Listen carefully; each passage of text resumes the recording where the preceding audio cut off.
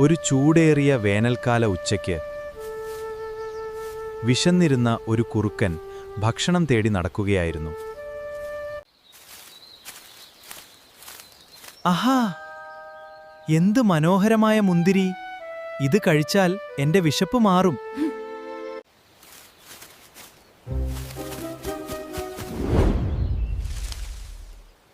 ഓ!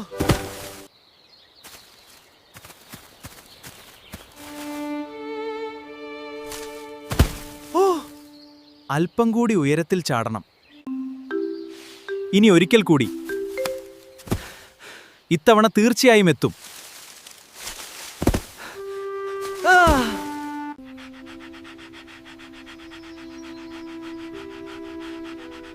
അയ്യോ, എത്ര ശ്രമിച്ചാലും എത്തുന്നില്ല.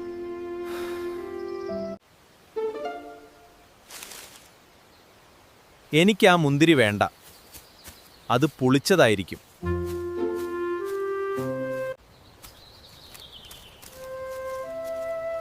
നമുക്ക് ലഭിക്കാത്തതിനെ മോശമാണെന്ന് പറയുന്നത് എളുപ്പമാണ്.